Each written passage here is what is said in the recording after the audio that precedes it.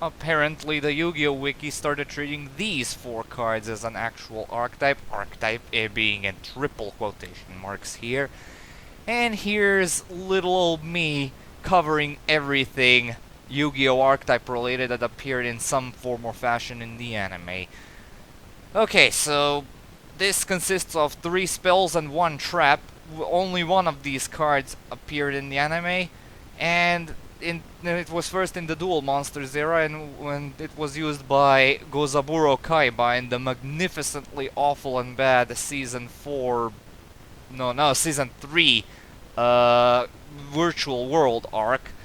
And yeah, but at least the card is good. We'll get to that. So it's that time of the year again, so let's take a look at this. Also, it'll also make the number of archetype analysis videos I have on the channel a nice and round number. So here's extra incentive. We start off with the poster boy and the very first card of said archetype. That'll be the very ever so broken painful choice. This is a normal spell that allows you to select 5 cards from your deck and reveal them to your opponent. Your opponent selects 1 card among them, add that card to your hand, and the rest of the cards go to the graveyard. So this is the only card in the archetype that is currently banned, and you straight up can't play it for a very obvious reason. Back when this thing was first made and revealed, this was a very situational and borderline bad card, as basically having cards in your graveyard was very harmful. So this was basically you actually had a 1 in 5 chance of getting something really good, with the other stuff being sent away, possibly never to return. But nowadays, with the abundance of graveyard effects and very competent meta decks in existence, this basically became a +5 in card advantage, which led to the card being banned. So yeah, this is a very powerful card, and you should definitely include it if it ever gets off the list. But I don't think that'll be happening without some sort of an errata, which basically prevents graveyard effects from activating or something like that. So yeah. Our next card is actually also a very good one, but this one is not banned, at least not yet. We never know. And that is Painful Decision.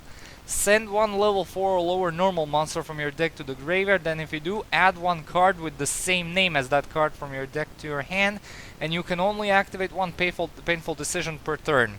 So yeah, this is basically the prime way of how you search level 4 or lower normal monsters in this day and age.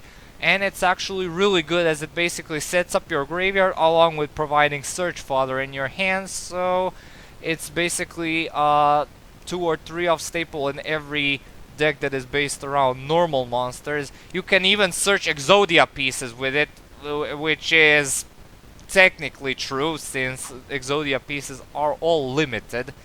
So you can't actually pull this thing off in such a manner.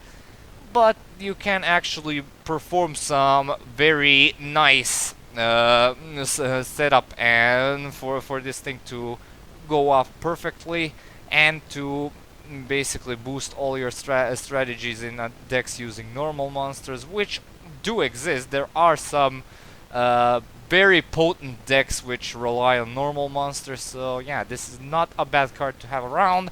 But again, the limit to normal monsters is annoying but understandable at the same time, so yeah. Good card, but extremely limited at what it does. Next up, we have Painful Return. Your opponent chooses 1 monster in your graveyard, and during the end phase, add that monster to your hand. Not good.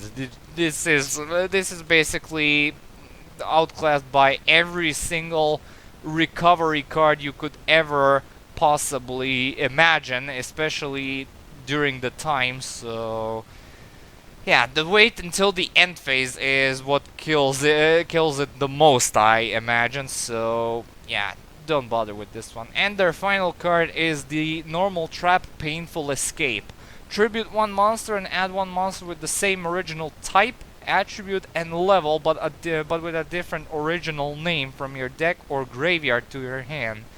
again, just like Painful Decision, this is potentially a very powerful search card, but what really limits it is the fact that it's a trap card and that requires field presence in order to be applied. So yeah, it's if you can find a purpose in it, perhaps in a deck that likes tributing a lot, I would say run one if you feel like it. As for the grading, it should come to no surprise that everything gets 1 out of 3, all except versatility. Because of the existence of Painful Choice and Painful Decision, I am actually really...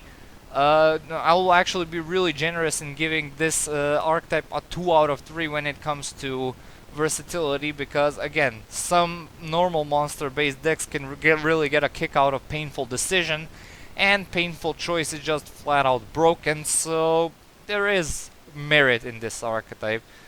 So yeah, this was a thing.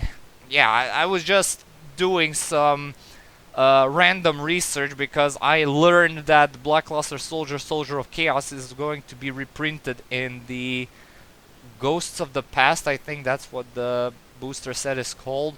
That's coming out in exactly 2 weeks from uploading this video, so I hope this will make his price drop by a shit ton, so I can finally get it, because that's actually an amazing Link monster, which will definitely bring joys to my deck when I add it. And I am also after the Red Eyes Dark Dragoon, which is also unreasonably expensive, and I hope he gets reprinted too.